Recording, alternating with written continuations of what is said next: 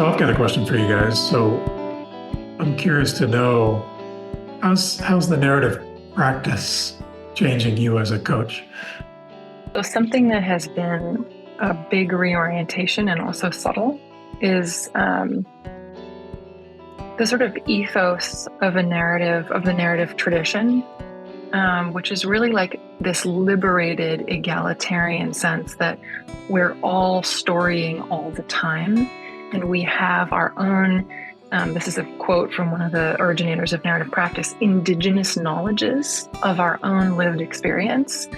And when a coach or practitioner is listening with a narrative kind of ethos in their being, they're listening with a wide open respect and curiosity for what the knowings are that live inside of this other human.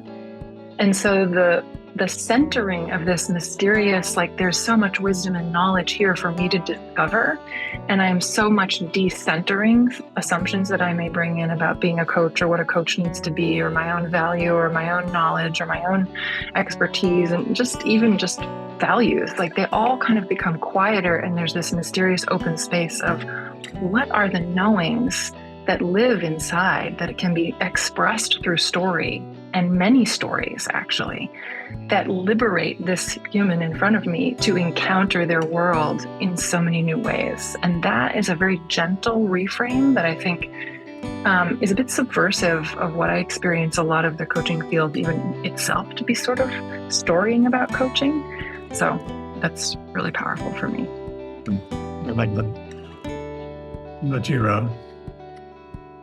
I think for me, it's deepened my compassion for the human experience and just how, in some ways, desperate we are to try to make sense of what's happening in our experience and the role that narrative plays in that, and that story serves a purpose, and that story and being able to notice and navigate within story helps reveal, the real needs that are happening for a human being. Like, am I in the place of needing a story to explain my discomfort? Am I needing a story to put myself in a particular place in a relationship? Am I using story about the world to help me feel a certain way? And just it's really woken me up to another layer. It's sort of like there's a transparency about the human experience that's revealed when narrative becomes something that I can actually work with and navigate with a client and with myself. So it's difficult to actually put words to just how much it has changed for me, but that's some of it. That's a start anyway.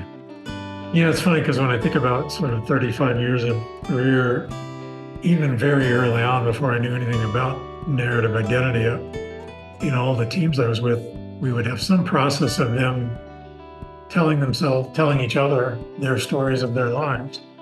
We weren't necessarily unpacking the construction of those stories yet, but even in that process, I think I was aware that people's stories are much richer and nuanced and thicker than they even knew. Yeah, I can remember lots of teams where they've known each other for years, yet in a simple human conversation of 90 minutes or so, they're discovering more and more about each other, stuff they didn't know, just by opening up that lens and that possibility.